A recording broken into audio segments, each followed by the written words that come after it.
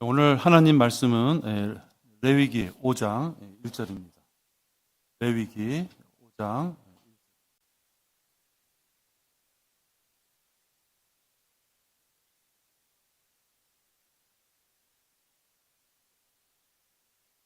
제가 받들어 읽겠습니다.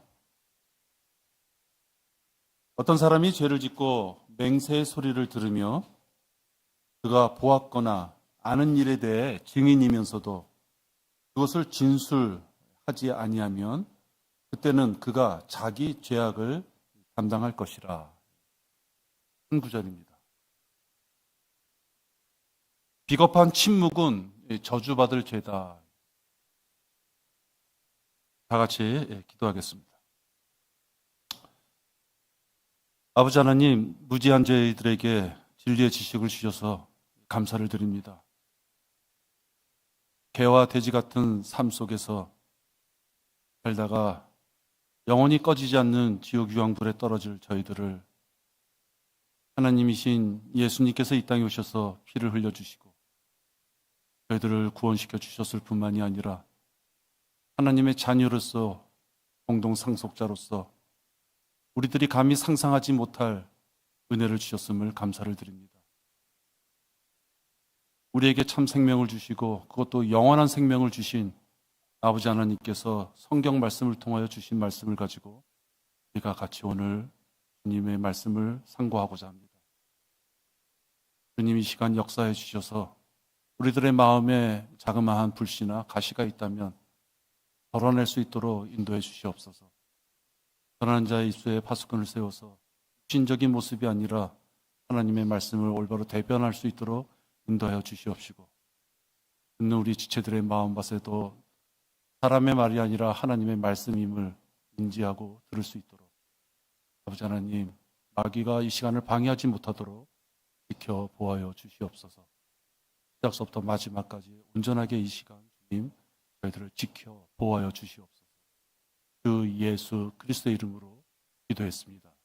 아멘.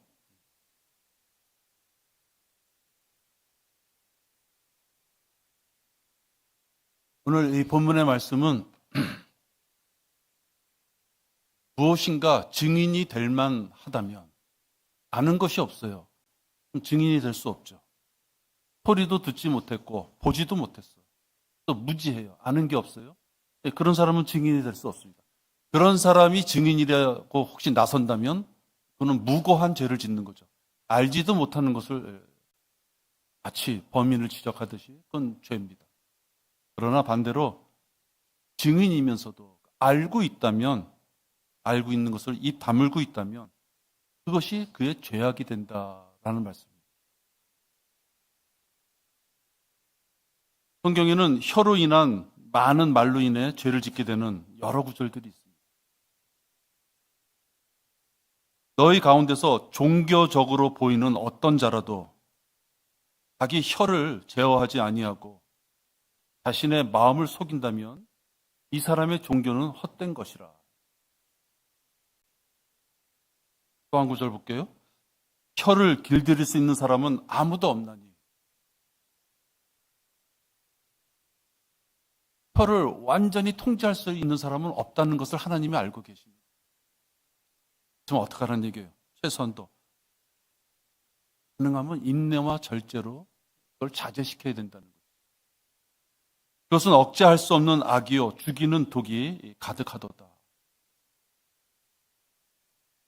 입 또는 입술 또는 혀 그런 것을 통해서 하나님께서는 큰 비극이 올 수 있음을 우리한테 말씀해 주십니다.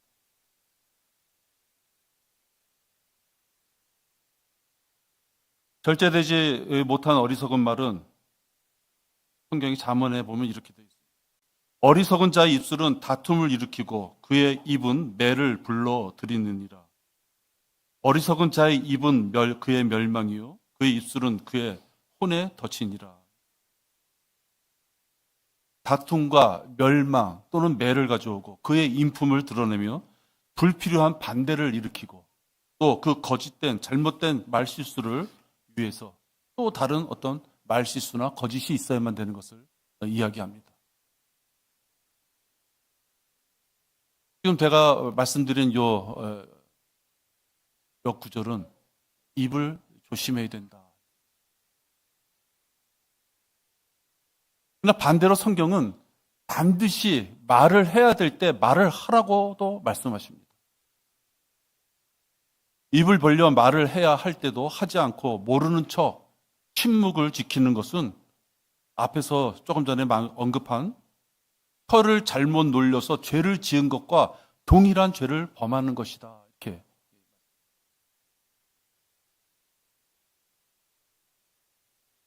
잘못된 일에 대해서 들었고, 오늘 본문 말씀이죠. 보았고, 알게 되었다면 그것에 대해서 바르게 말하지 않는 것은 그것이 자신의 죄가 된다. 이 말씀. 좀 억울하기도 하죠. 남의 일인데 자신의 죄가 된다. 성경에서는 썩기지 말라라고도 말씀하세요. 어떤 뜻이냐면 인간적으로 보면 어느 정도 그 간격이 있죠. 범퍼라 그래야 되나요? 충격하는 그 범위가 있어요. 그 범위 내에서는 다 이해하고 용서하고 인내하고 참아주려고 그러고 포용하려고 그러죠. 여러분, 잘못된 것과는 교제하지 말라라는 뜻의 성경 구절이 있어요. 요한이서 1장 9절에서부터 11절까지입니다. 우리가 문안한다는 뜻은 어떤 뜻이에요? 안부를 전한다 이 뜻이에요. 문안한다는 뜻은 구체적으로 그와 심각한 어떤 대화나 이런 걸 통해서 교제한다. 그 전 단계. 가볍게 아침 먹었어? 뭐 이런 거 있잖아요. 잘 잤어? 오늘 어떻게 지내셨어요? 별 의미 없지만 안부로 전하는 말이죠. 그런 말조차도 썩지 말라 이 뜻이에요. 9절에 보면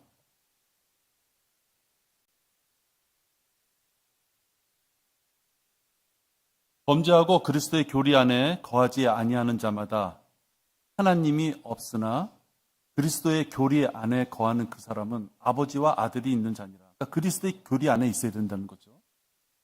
어떤 사람이 너희에게 오되 이 교리를 가지고 오지 아니하면 그를 집에 영접하지도 말고 그에게 문안하지도 말라.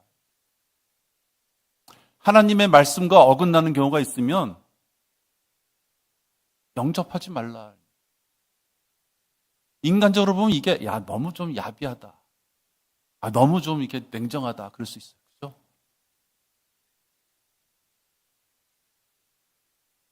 이는 그에게 문안하는 자는 그의 악한 일들에 참여하는 자임이라. 나는 원하지 않았어요. 누가 두들겨.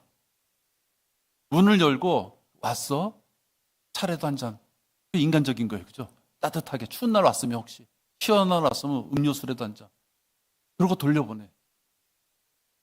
인간적으로 보면 그럴 수 있잖아요. 근데 여기 어떻게 얘기해요? 그의 악한 일들에. 그가 그리스도의 교리 안에 있는 자라면 그는 이미 악한 일에 참여한 자인 것이에요. 우리들의 판단 기준과 상관없어요.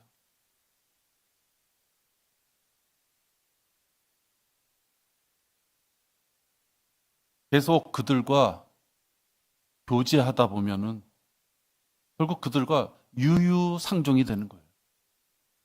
유유상종 아시죠? 같은 무리들끼리 짝껴서 다니는 걸 얘기해요. 저도 한때 의류 판매하는 회사에 좀 있었어요. 관리자로. 근데 면접을 봤는데 한 젊은 친구가 들어왔어요. 잘생겼어. 키도 크고 손님 상대를 잘할 것 같아요. 근데 면접 다 끝나고 돌아서는데 반팔을 입었는데 문신이 이렇게 얼핏 보이는 거예요. 제 생각은 어땠느냐? 쟤 안 되겠구나. 저 나이만 해도 문신은요, 군대 가면 죽도록 맞았어요. 성깔 있는 놈일 것이라고. 그런 시대. 지금처럼 무슨 모양이 아니라 그때는 조직의 이론인 걸 보여주는 시대였어요. 저도 그 친구가 그렇게 딱 문신는 걸 보고 면접 볼 때 퇴짜 놀래다가 갑자기 그쪽으로 돌아서더니 막 물을 갖다 붙이더니 막 지우는 거예요. 그냥 이렇게 스티커 같은 걸 붙였던 거예요. 그래서 웃으면서 말았는데요. 왜 그래요? 문신을 딱 하는 걸 보면 깡패, 조지, 거기까지는 안 가도 그냥 길거리 양아치. 문신을 붙이고 자기는 그런 사람이 아닙니다 하고 특별히 설명하기 전까지는 그냥 유유상종으로 보는 거예요. 그렇죠? 그래서 군대 가서도 그가 그렇게 나쁜 애가 아닌데도 이 남자들 일심 이런 거 있잖아요. 죽도록 맞아요. 훈련소에서 죽도록 맞아요. 그리고 군대에 들어오는 것이 아니라 죽도록 맞고 내보낸다고요. 얼마나 그래요. 그게 유유상종이라는 것이에요. 무리끼리 있으면 그렇게 평가받을 수 있다. 그의 무난하는 자는 그의 악한 일들에 참여하는 자라. 진짜 악한 일을 해서가 아니라 그와 교제하면 그렇게 보일 수 있다라는 것을 이야기하는 거예요. 조심하라는 얘기죠.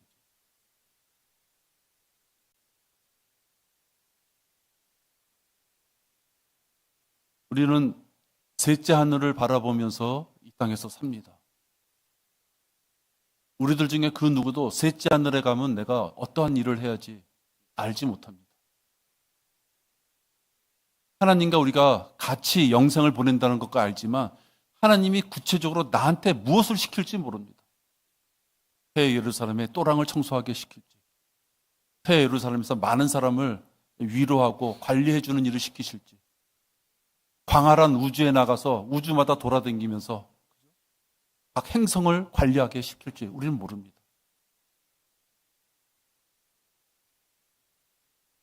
그러나 우리들이 하나님이 주신 말씀을 가지고 처신을 한다는 것은 어디서 처신하느냐? 이 땅에서 처신하는 것을 이야기해요. 바울이 수많은 갈등을 얘기하는 것, 셋째 하늘에서 벌어질 갈등이 아닙니다. 이 땅에서의 갈등이고, 이 땅에서 갈등은 우리 교회 내에서의 갈등을 얘기합니다. 지나가는 사람 붙잡고 갈등? 그게 무슨 소용이 있어요? 구원도 못 받은 영이 죽어버린 시체들인데. 갈등도 우리 교회 내에서 있는 것입니다. 그 갈등이 일어나는 것은 질서와 품위에 맞지 않는 처신이 일어났을 때 발생돼요. 그런 것에 대해서 입을 다문다는 것은 그의 행위에 동감하는 것이 되는 거예요.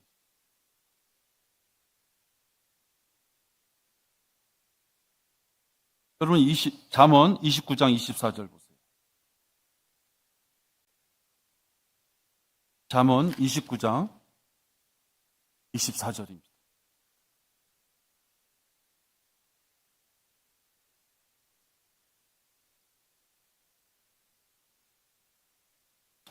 하나님이 어떤 시각을 가지시고 우리한테 말씀을 주시느냐 하는 걸 우리가 주의 깊게 봐야죠. 도둑과 짝하는 자마다 자기 자신의 혼을 미워하느니 그는 저주하는 것을 들어도 폭로하지 아니하느니라. 도둑놈이 도둑질을 하려는 계획을 세웠어요. 그걸 누가 들었어. 당연히 그가 도둑질을 할 것을 알아요. 그것을 알면서도 알리지 않는 자는 그 범죄의 공범이 된다라는 뜻이에요. 짝이라는 게 그런 얘기입니다. 자기가 도둑질을 안 했어요. 그는 저주하는 것을 들어도, 저주라는 게 도둑질이죠.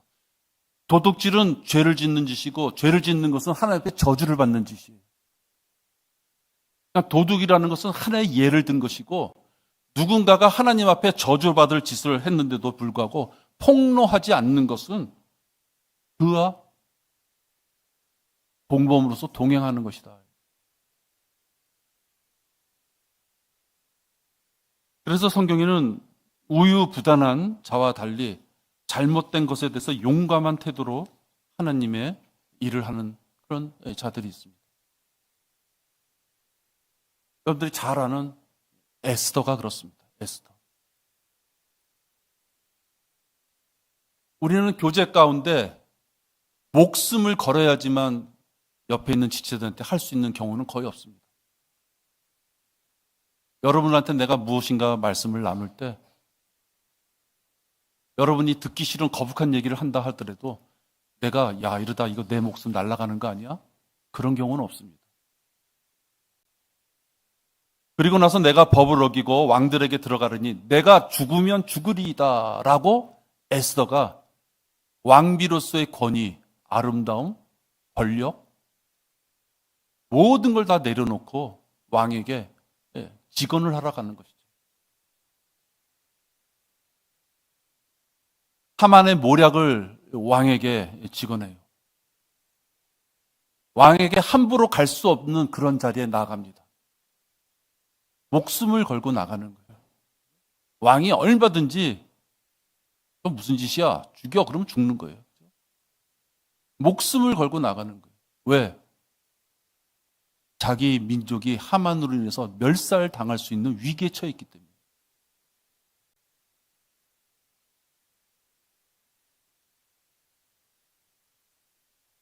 사도행전에 보면 바울도 에스더처럼 용감한 청년 때문에 목숨을 구합니다. 생질이죠, 생질. 이 청년 때문에 구원을 받아요. 생명을 보존합니다.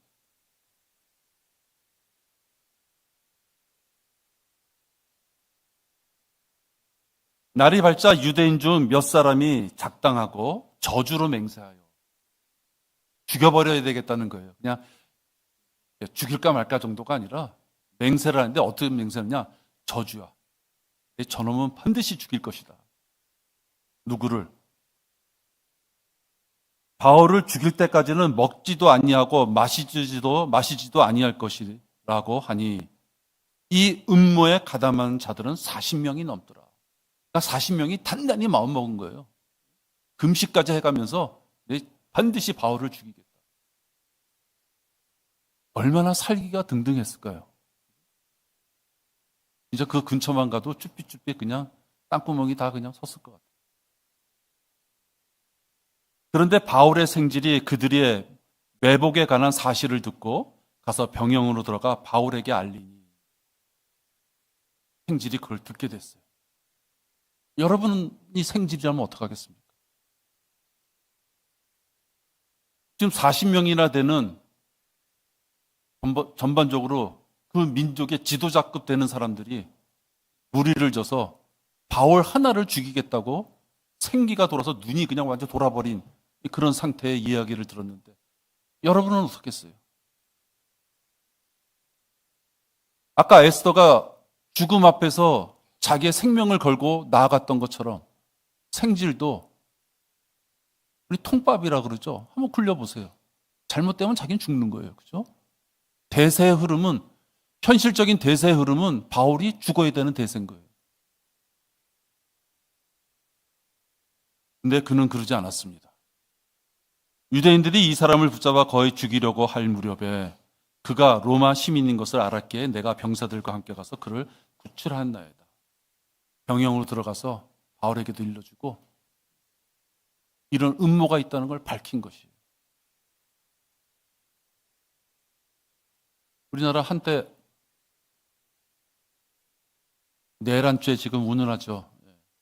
계엄령 했다가 이건 뭐 죽도 밥도 아니고 뭐 엉망진창이고 나라꼴이 아주 엉망이 됐죠. 난 계엄이 성공하길 바라고 실패하길 바라고 그쪽으로 양쪽으로 가는 것이 아니라 위계 질서가 없으면 아무것도 안 되는 거예요. 좋은 일이든 나쁜 일이든 일치 단결이 안 되면 아무것도 안 되는 것이죠. 근데 지금 바울을 죽이겠다고 하는 자들의 이 모습은 일치 단결 정도가 아니에요. 자기들의 모든 걸 걸고 죽이겠다는 거예요. 그런 것을 역행하면서 생질은 그런 소식을 들은 것을 눈 감는 것이 아니라 자기의 모든 것을 걸고 그 사실을 폭로하는 자가 돼서 바울을 구한 것입니다. 우리는 잘못된 길로 가는 그런 환경과 그런 사람과 짝이 되면 안 됩니다. 절대로 짝이 되면 안 됩니다. 그가 짜증과 멸시와 싸늘한 눈길로 쳐다볼지 몰라도 그걸 방관하면 안 되는 것입니다. 경고해 줘야죠. 세상은 침묵은 금이다 이렇게 얘기합니다. 입 다물고 있으면 중용이라 그러죠. 그 사람 생각을 알 수가 없어요. 도대체 차다는 건지 덥다는 건지 싫다는 건지 좋다는 건지 이 의견, 이 행동에 대해서 찬성한다는 건지 싫어한다는 건지 자기 생각을 숨기고 있는 것. 그 방법으로 취할 수 있는 게 침묵입니다. 입을 열면 정체가 드러나니까 입을 다물고서 침묵하는 거죠. 들어주는 거죠.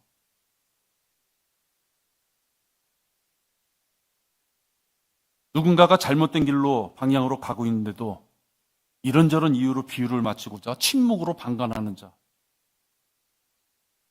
자칫 잘못되는 길로 가는 자와 동조한다는 잘못된 시그널을 줄 수 있는 것이에요.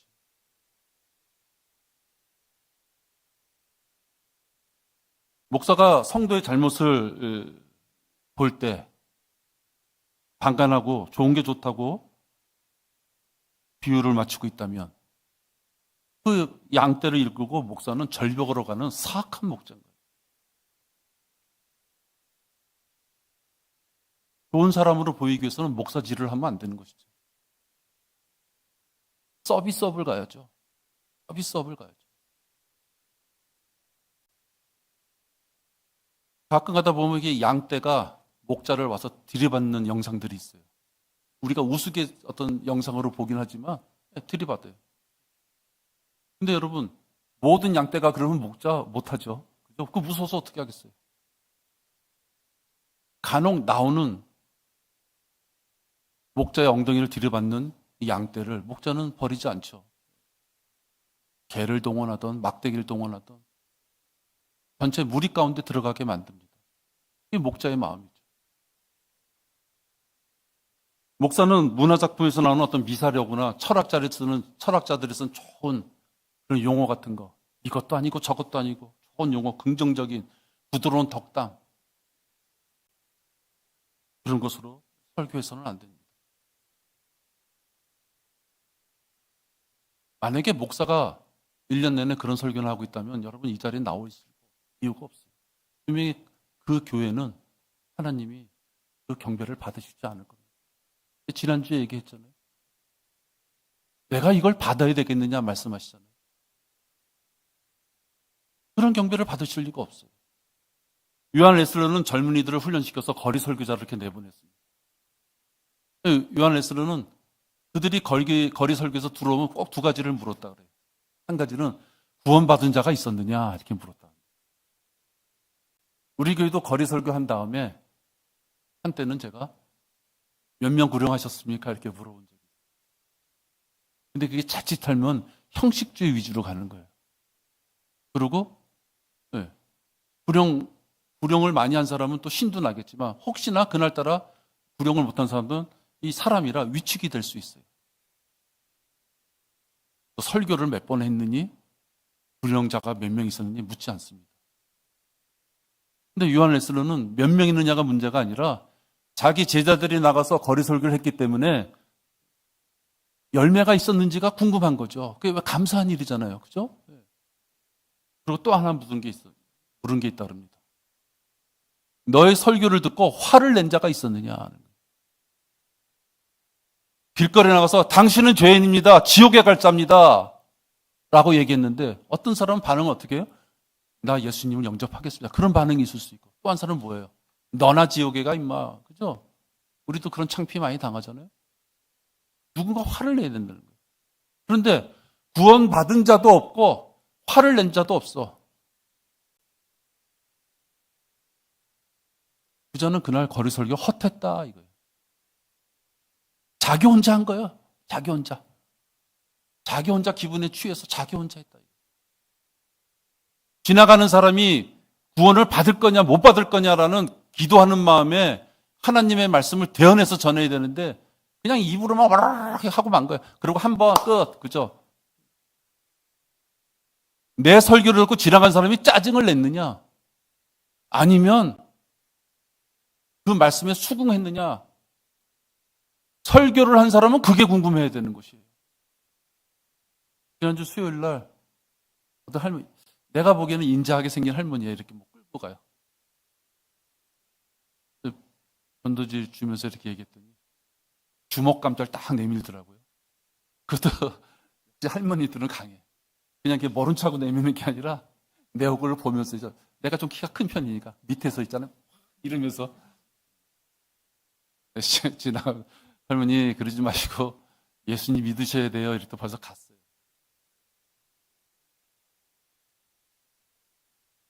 이 땅에서 우리가 복음을 전한다면 둘 중에 하나인 거예요. 그렇죠? 다른 거 없어요.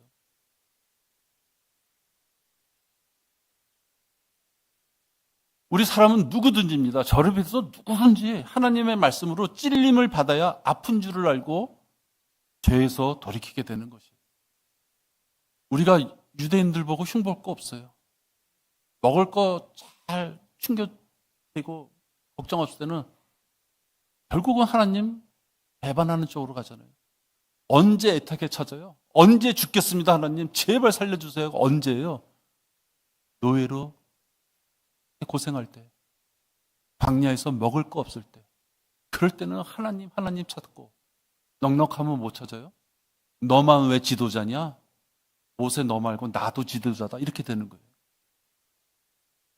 홍해를 건널 땐 그 사람들이 다 도망갔어요. 홍해 바다를 딱 보니까 겁이 나. 모세가 어떻게 나올까?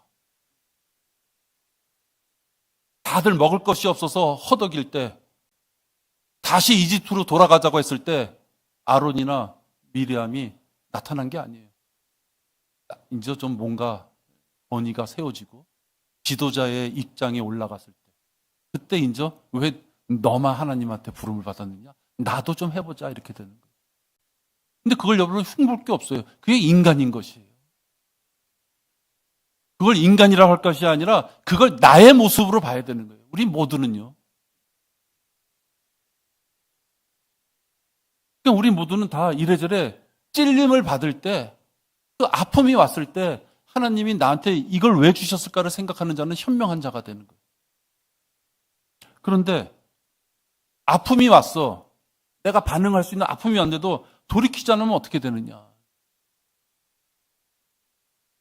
저는 하나님께서 그에게 얼굴을 돌리실 것이다 생각됩니다.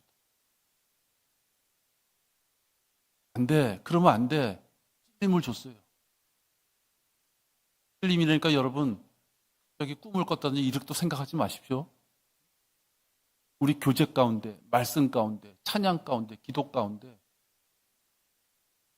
하나님께서 찔림을 주셔서 반응할 수 있는 찔림을 주셨을 때 올바르게 반응 안 하면은 하나님은 더 기회를 주실 이유가 없는 거예요.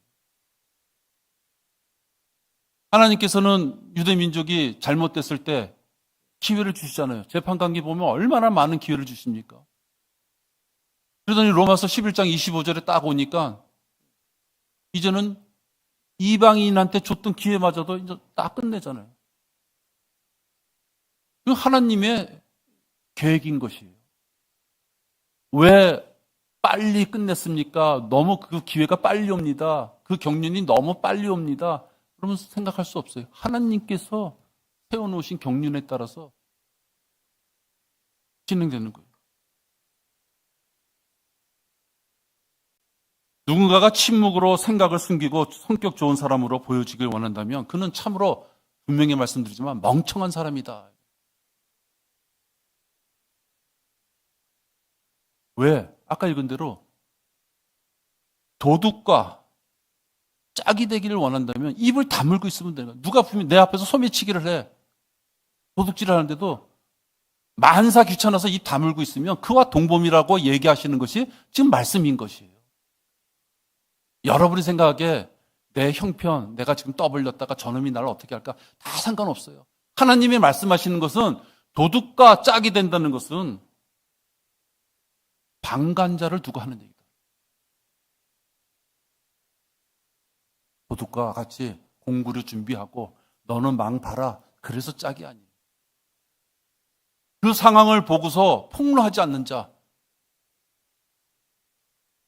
잘못된 것을 공고해 주지 않고 방관했기에 오히려 그 지체의 허물을 합당한 것으로 인정해 준 그런 꼴이 된다면 그 침묵한 자의 죄악이 된다. 이 말씀. 여러분 지금 제가 말씀하는 걸 들을 때 아유 너무 심하십니다. 그렇게 생각할지 모르지만 여러분의 개인적인 생각이고요. 제가 전하는 것은 짝이 되지 말라.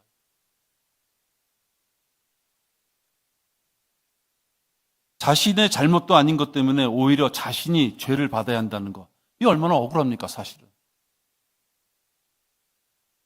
별 생각 없이 끄떡거리며 받아준 침묵 때문에 자기가 죄값을 받는다. 이게 얼마나 억울한 일이에요.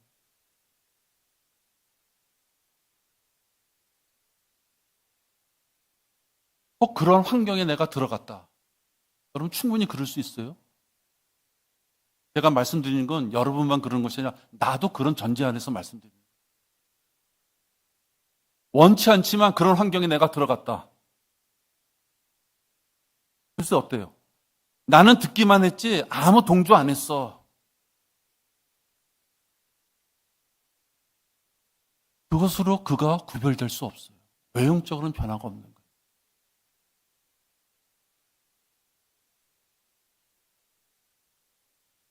제가 사회생활의 마지막 부분은 영업부라는 데서 했거든요. 여기 우리 영업하시는 분들, 오도 형제님도 뭐 기술자지만 또 영업도 하실 텐데 남의 거 따온다는 게 얼마나 힘들어요. 일정한 파이에서 내 몫을 가져온다는 게 영업하시는 분들이잖아요. 그게 얼마나 힘들어요. 제가 다니는 회사도 좀 그렇어요. 근데 제 성격은 그들에게 이렇게 합리적인 걸 일러주고 이렇게 합리적인 걸 받으면 되는데 거기 가니까 세상이 딴판이에요. 술 잘 먹으면 유능한 직원이고 술 못 먹으면 찐따야. 이 얘기한 대로 바보 취급당하는 거예요.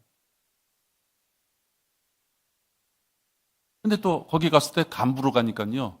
어떤 모습이 나와야 돼요? 어리버리한 모습이 나오면 안 되잖아요. 나도 너희들만큼 그 방향으로 나도 강해. 그게 이제 그쪽 세계의 리더십의 어떤 기준이니까요. 제일 힘든 게 뭐였느냐? 회식이었어요. 회식. 나머지 시간들은 통제가 되는데 회식 가면은요. 회식이라는 문화는 뭐예요? 결국 남자들 같으면 노래, 여자들 뭐 이런 거잖아요. 회식이라는 게 그래요. 거기서 그리스도인으로서 지금처럼 내가 성경대로 믿는 이 교회 이런 교리도 몰랐을 때지만 제도권 다녔을 때지만 그러나 그 와중에서도 그런 짓은 진짜 안 된다.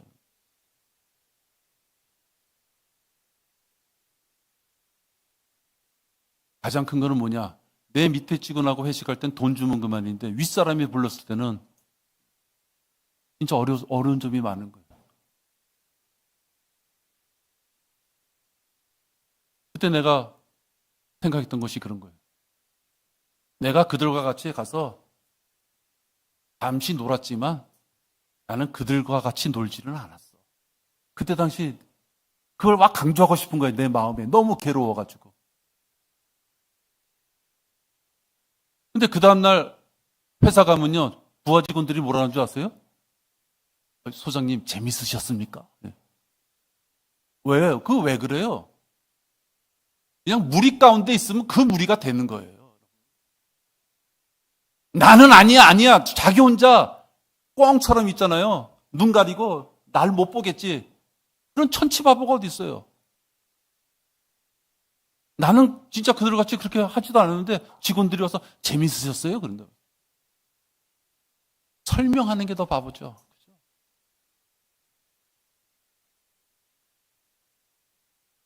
정말로 자기 자신은 그와 생각이 다르다면 재빨리 그 자리를 빠져나와야 되는 거예요. 아니면 나는 생각이 틀려 아니요라고 얘기해 줘야 되는 거예요. 빠져나오든지 아니면 아닙니다라고 나는 아니야. 그죠? 그게 무난하지 말라는 말과 똑같은 거예요. 진흙 묻은 자가 들어와서 두들겨. 열어줘. 차 한 잔만 마시잖아요. 들어와. 그 발바닥에 묻은 진흙은 어떡할 거예요? 그 진흙이 우리 집에 도저히 들어올 수 없는 그러한 진흙이라면 들어오지 못하게 해야 되겠죠. 그 상식적이죠. 반대하는 확실한 태도를 취하지 않으면 그는 자기의 의견에 동의한 줄로 착각해요. 실수하지 말아야 되는 거예요. 여러분의 그 알량한 인정과 인품, 대인관계, 그 처신하는 그 처세술, 그 알량한 것 때문에 권고받고 자기 자신을 개선해야 될 사람이 기회를 놓친다 하는 거예요. 그렇기 때문에 그에게 저주라고 하는 것이에요.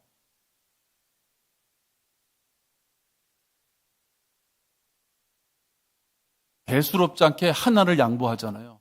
그 다음에 두 개를 양보해야 돼요.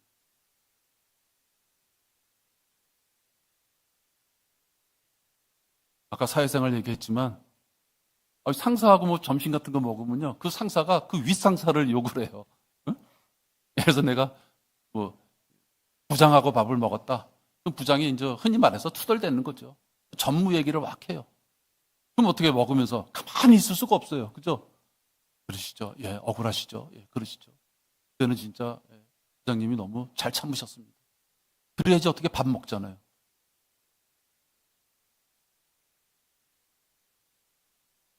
동조하게 되는 것이에요. 속으로는 네가 이 자식아 잘못했잖아. 그럴지 몰라도요. 동조한 게 된다는 거예요. 속으로는 와, 나는 그래도 깨끗해. 나는 올바른 판단을 하고 있어. 의미 없어요. 하나님의 말씀에 순종하는 신실한 종이라면 교회에 어려움을 가져오는 일들에 대해 절대 관여하면 안 돼요. 여러분 모르세요?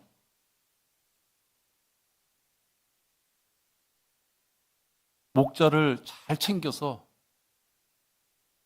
목자 직분을 좀 잘 누리면서 지낼 수 있게 해달라, 그 뜻이 아니에요. 양 떼는 목자를 치는 거예요. 양 떼는 목자를 쳐요. 늑대도 사자가 늑대물이나 하이에나 공격할 때 누굴 공격하는 줄 아세요? 제일 처음 무리에서 떨어진 자. 두 번째, 그 무리에서 대장인 자. 그러면 되는 거예요. 조용히 한 끼 먹을 거면 처진 자를 잡아먹는 거고요. 그 무리를 없애고 싶으면 하이에나 중에서 늑대의 대장을, 그죠? 치면은 되는 거예요. 우리 교회에서는 목자를 치면 되는 거예요. 유치한 표현이지만, 목자가 쓰러지면 성경 공부 누가 합니까? 누가 예배를 인도합니까? 누가 거리 설교를 같이 나가자 합니까?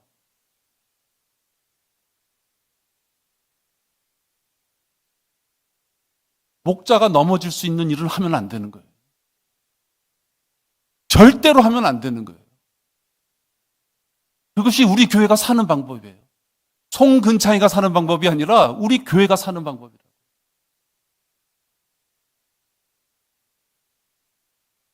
여러분 에베소서 5장 11절과 12절 보세요. 오늘 제가 이렇게 찾는 구절들은 누군가가 악한 행동을 했을 때 그 악한 행동을 하지 말자라는 것이 아니에요.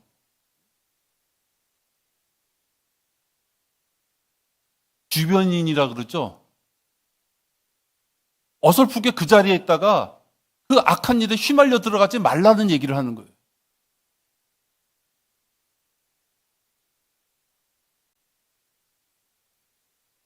(11절에) 보면 열매 없는 어둠의 일들에 관여하지 말고 오히려 그것들을 책망하라. (12절에) 이는 그들이 비밀리에 행한 그것들에 대하여는 말하기조차 부끄럽기 때문이라. 주도적으로 도둑놈이면 도둑질하는 놈, 주종이라 그러죠. 왜? 주범이라 그러죠. 쫓아가는 사람 말고. 그 정도가 아니라 어둠의 일들에 관여하지 마라. 거기에 귀를 내주지 마라. 깝죽대지 마라. 이 뜻이에요. 왜? 비밀리에 행한 그런 것들에 대해서는 말하기조차 부끄럽기 때문에, 그렇기 때문에 관여하지 않을 정도가 아니라 그런 일을 봤을 때는 어떻게 하라는 얘기예요? 그것들을 책망하라. 신약에 나와 있는 그것들을 책망하라는 말을 아까 구약의 말씀으로 보면 그건 저주받을 일이다라고 얘기하는 거예요.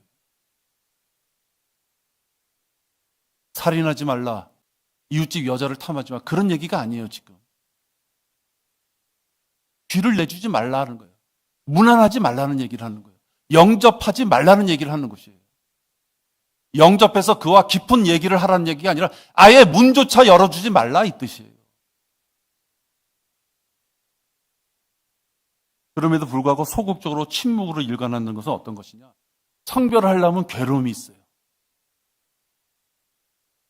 될 때 그냥 흘러가. 그럼 편하죠. 누가 좀 잘한 것도 같고 누가 좀 못한 것도 같은데 그냥 가만히 있으면 사람 좋게 보이고 친하게 보이고 편하게 지내는 것 같죠. 성별한다는 건 뭐예요? 왜 하나님의 말씀의 칼이에요? 왜 칼로 표현돼요? 다른 것도 있죠. 제가 드리고 싶은 말씀의 칼을 얘기하는 거예요. 칼은요, 쓰면은 피가 나요. 아픔이 있는 것이 칼이에요. 성별하려면 기준이 뭐예요? 송근창 목사가 이야기하는 것이 훌륭한 말이어서 그게 기준이에요? 아니에요, 여러분. 하나님의 말씀의 기준에 비췄을 때 그것이 어긋나리라는 이러면 그 말씀의 칼로 피가 나더라도 갈라서야 되는 걸 얘기하는 거예요. 그러니까 성별은 아픔이 있는 거예요.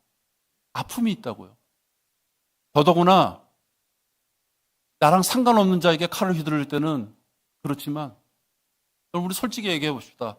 지나가는 사람들이 복음을 전하는데도 지나가. 아쉬움은 있지만 뼈저리지게 느껴지지가 않을 때가 있어요. 친인척, 부모, 형제들한테 복음을 전했을 때 그들이 받아들이잖아요. 여러분 마음이 어때요? 틀리잖아요. 성별하기 위해서는 피 흘림이 있어야 되는 것이에요. 아픔이 있어야 되는 것이라고요. 근데 그것이 싫어서 눈 감고 귀 감고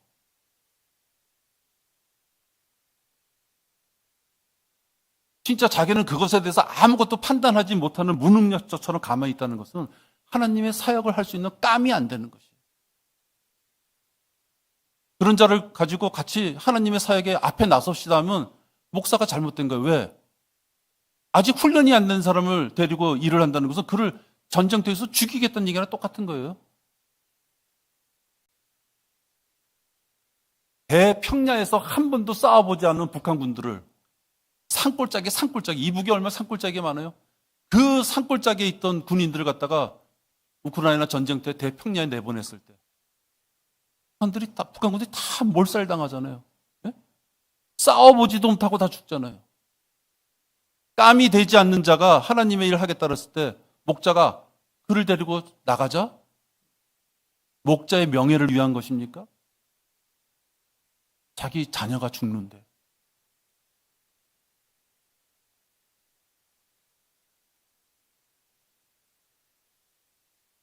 말씀의 권위를 흔드는 자가 있다면 당연히 공고해야 되는 거예요. 그리고 개선할 기회를 사랑으로 줘야 돼요. 여러분이 생각하는 여러분의 그 참 알량한 인품, 인정, 개떡 같은 거예요. 개떡 같은 거라고요. 제발 그러지 말라고요. 그를 진정으로 사랑한다면 여러분이 판단할 수 있는 것을 가지고 그러면 안 돼라고 얘기하셔야 되는 거예요. 그래야지 그가 내가 뭔가 이게 정말 뭐가 좀 잘못됐나? 기회가 되는데요.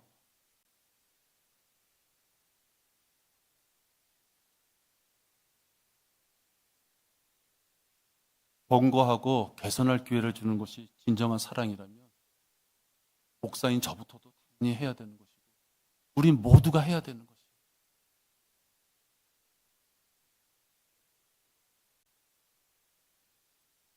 만사가 귀찮아. 그런 사람은 이 대열에 쓸 수 없어요. 귀찮아. 내일도 바빠. 귀찮아. 교회가 어떻게 돌아가든지, 내 사랑하는 지체가 어떻게 돌아가든지 신경 안 써요. 귀찮아. 그냥 일주일에 한 번 교회 가서 그냥 싹 만나고 인사하고 웃어주면 돼. 그냥 몇 마디 들어주면 돼. 귀찮은 사람들이에요. 귀차니즘이 꽉 찬 사람들. 또는 인정이 넘치는 사람들. 인정이 넘쳐. 이런 자들은 성별을 위한 영적 전쟁에 그 대열에 함께 설 수가 없어요.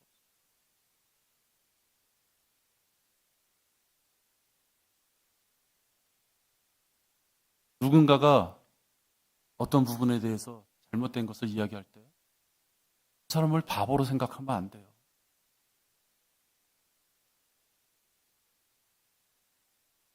그 사람도 무엇인가를 얘기할 때는요, 반대적인 어떤 영향이 미쳐올 거를 왜 모르겠어요.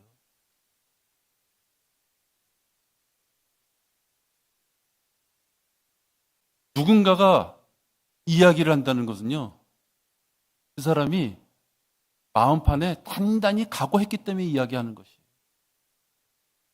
우리 부부간에도 그래요. 부부간이니까 친하니까 아무 얘기 막 합니까? 배려 못해요. 예? 어긋나 져버릴까봐 100마디, 200마디 할 거 꼭 참았다가 간신히 얘기했는데 또 와악거려.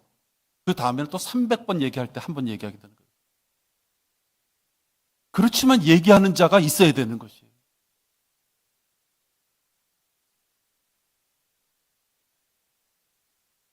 성도의 믿음을 파괴시키고 교회를 분열시키려고 하는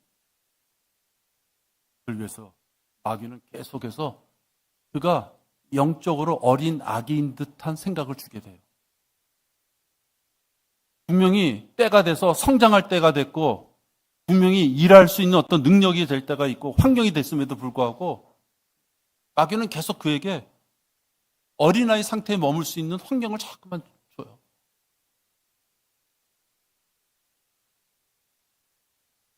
목자는 이런 사람을 어린 양으로 봐요. 제가 여러분 때 드리는 말씀이에요. 마귀는 찬양을 할 때 입을 벌려서 크게 하지 못하게 해요.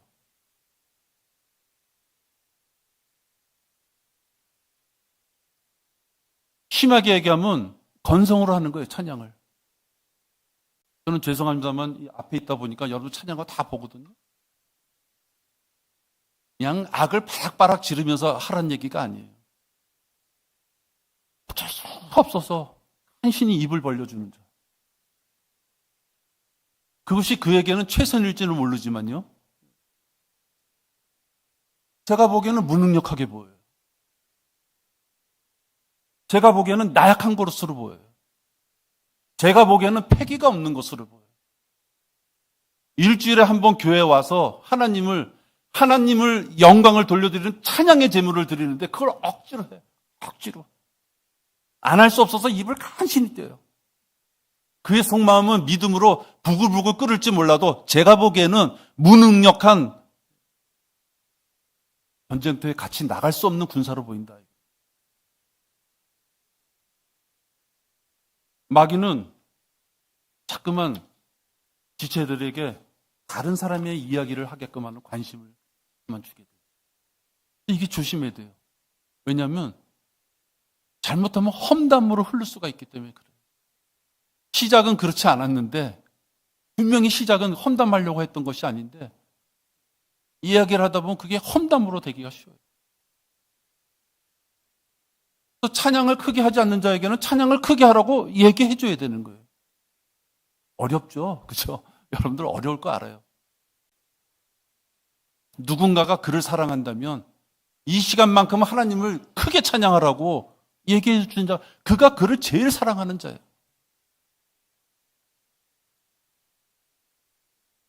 지체들에서 얘기하다 보면 이게 자칫하면 험담으로 가니까 지체들에서 얘기 나올 때 얘기 거기까지만 합시다. 그럴 수 있는 자가 진짜 사랑을 나타내는 자. 마귀는 교회 사역에 대해서 비평하며 수근거리게 해요. 우리 성경을 이렇게 신학사 같은 거 공부하다 보면요. 배교하는 과정이 있어요. 배교하는 과정. 단계가 있다는 거예요. 마귀가 성도들을 가지고 교회를 공격할 때는 수군거림에서부터 시작되는 거예요. 수군거림에서. 수군거리라는 것은 어떤 뜻이 있어요? 약간 비밀스러운 개념이 있는 거죠.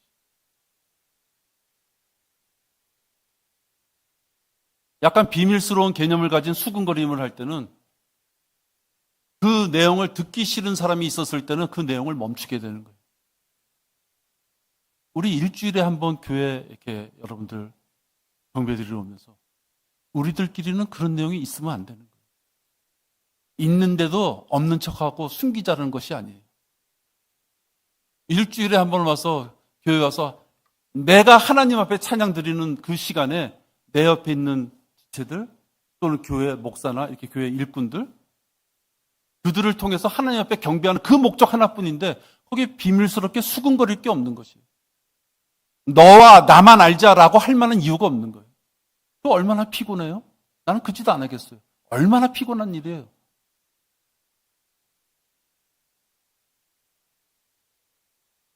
만약에 누군가가 그런다면 그러지 말라고 얘기해요. 마귀는 교만으로 마음이 강팍한 자에게 설교에 대해서 대적하는 생각을 갖게 해요. 여러분들도 기도하면서 주의 첫날을 맞이하겠지만요. 저도 여러분 설교를 준비하기 위해서는 죽은 설교하고 싶지 않아요. 사람들이 설교자들 있죠. 설교문들 보면 조금 생활 좀 했다면 몇백 편씩 갖고 있어요. 설교집이 몇백 편 된다고요. 아무거나 앨범에서 뽑듯이 그런 짓은 썩어 빠진 목사들이 하는 짓이에요. 교리적인 것은 성경 공부 시간에 해도 어느 정도 돼요. 설교 시간에는 뭐예요? 우리가 알고 있지만 미처 행하지 못하는 것들이 있다면 그걸 찔림을 주는 거예요. 혹시 칭찬할 수 있으면 칭찬도 해야 되겠죠. 성경의 80%는 증오예요. 하나님이 우리에게 주신 말씀 자체가 80%가 야단치는, 벌받는, 저주받는 그 내용이 80%라고.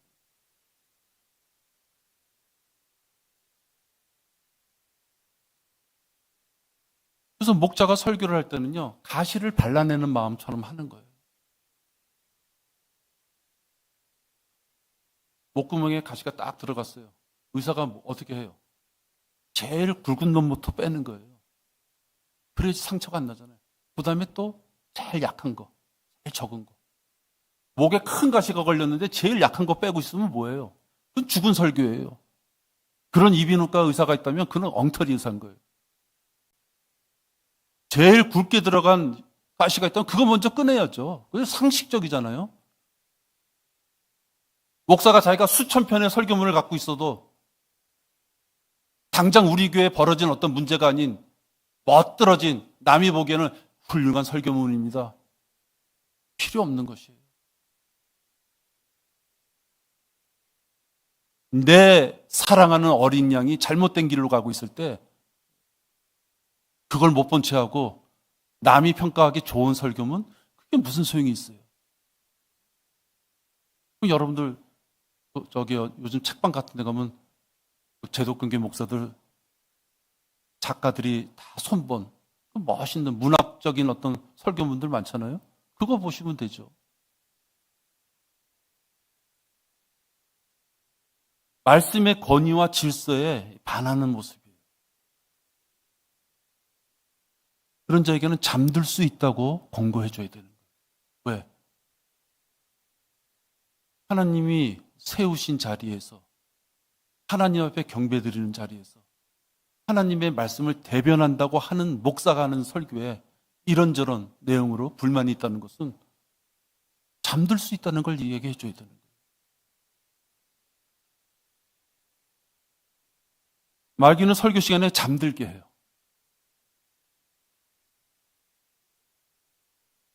여러분이 직장 생활로 또는 질병으로 불림이 올 수 있어요. 여러분 제가 절대로 이해 못해서 하는 얘기가 아니에요. 절대로 이해 못해서 하는 얘기가 아니에요. 아무리 눈을 뜨고 막 부랴부랴 있어도 어느덧 보면 그냥 내 눈 자체가 잠겨져 있어. 제가 안타까운 건 뭐예요? 집안에 달콤함을 뿌리치고 여기까지 왔으면 설교에 귀를 기울이자고 발버둥을 쳐야 되는 거예요. 발버둥을. 하나님은 그래도 육신의 이 덩어리를 가지고 여기까지 왔다는 거, 그것도 예쁘게 보시겠죠. 그냥 더 예쁘게 보실 건 뭔가. 그런 와중에서도 이 육신적인 잠 때문에 영적인 잠까지 내가 잠든다면 하나님은 이유 없어요. 내가 분명히 찔림을 주는 말을 했는데 우리 모두가 들어야 될 설교 말씀이지만 특히 내가 생각하는 어떠한 분이 그 말씀으로 좀 이렇게 마음에 와닿았으면 좋겠다. 교회 청소 잘하고 가는 게 무슨 의미가 있어요? 거리 설교하는 게 무슨 의미가 있고 성도들과 같이 교제 잘하는 게 무슨 의미가 있어요? 가장 중요한 거, 하나님 앞에 관계를 맺지 못하고 가는. 그러시면 안 되죠. 우리 교회가 아직 지난주와 마찬가지로 이런 거를 설교할 수밖에 없는 교회라면 그냥 우리 교회인 거예요.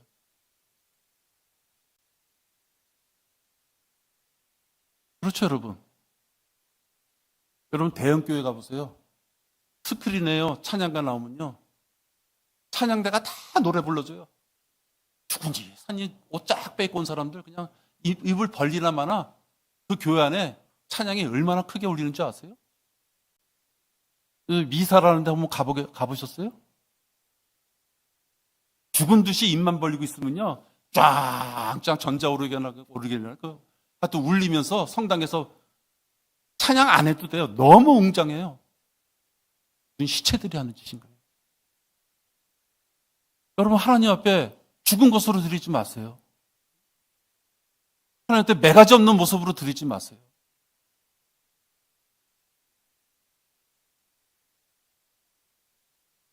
마귀는 모든 그리스도인을 대상으로 공격해서 집사나 목사 예외 아니에요. 누구도 예외 아니에요. 제가 지금 말씀드린 대로 저는 이런 사람을 어린아이로 봐요. 왜 어린아이로 보는지 아세요? 어린아이가 순수하지 않다 그 뜻이 아니에요. 이런 어린아이를 데리고 영적 전쟁할 수가 없는 거예요. 제가 어린아이를 데리고서 왜 죽여야만 되겠어요? 그죠? 여러분 중에 나도 하나님의 일 사역에 동참하는 자가 되고 싶다 하면은 경배 시간에 잠드는 자? 여러분은 그런 자를 데리고 나가겠어요? 목사가 설교하는 것에서 불만을 토하는 자? 그런 자를 데리고 영적 싸움 하겠어요? 수군거리는 자? 그런 사람하고 마음을 토하겠어요? 왜? 우리 이번에 야외에도 가지만요, 3명이 확 머리를 짜요. 3명이도 막 내가 보니까 막 부딪혀. 이렇게 저렇게. 그럼 3명이 열심히 기도하는 가운데 했어요. 완벽할까요? 지나고 보면 그때 좀 요랬으면 좋겠다. 다 그런 것이에요. 부족한 가운데 우리가 하나가 되는 거예요.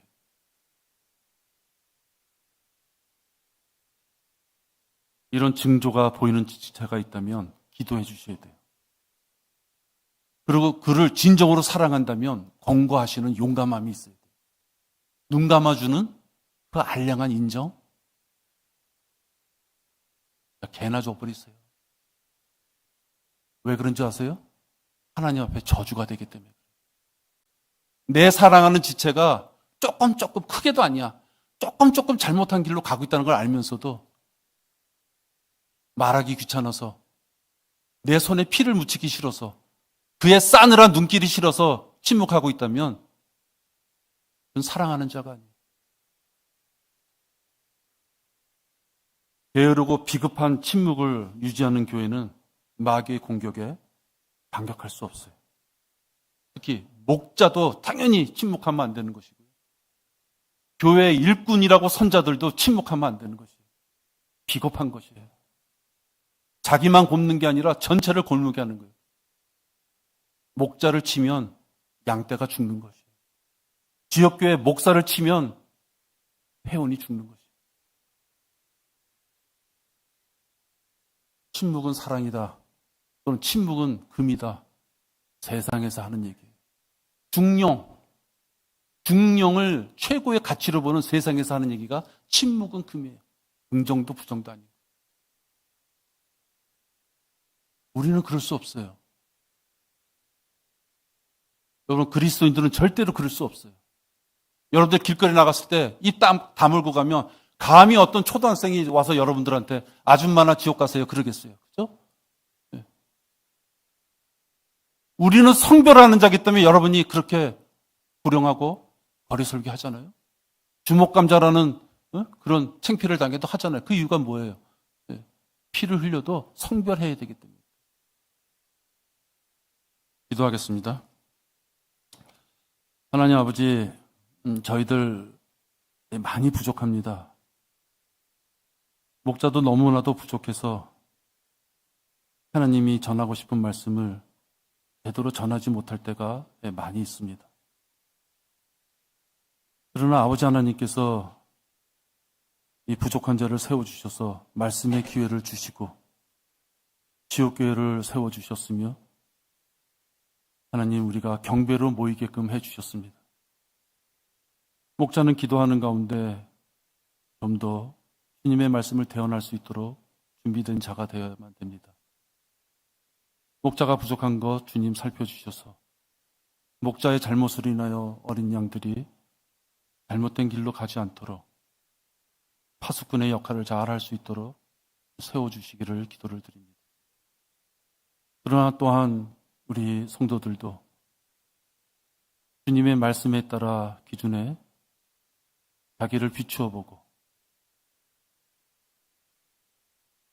어느 것 하나 말씀에 어긋나는 부분이 있었다면 자백하고 아픔이 있더라도 그것을 씻어내며 주님의 말씀대로 살고자 하는 의지가 있기를 원합니다. 우리가 자칫 잘못하는 것은 무리가 모여 있기에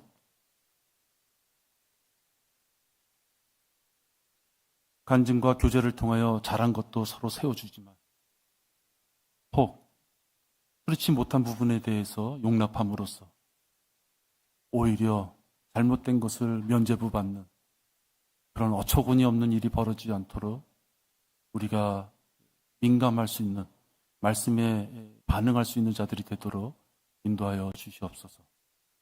주 예수 그리스도의 이름으로 기도했습니다. 아멘.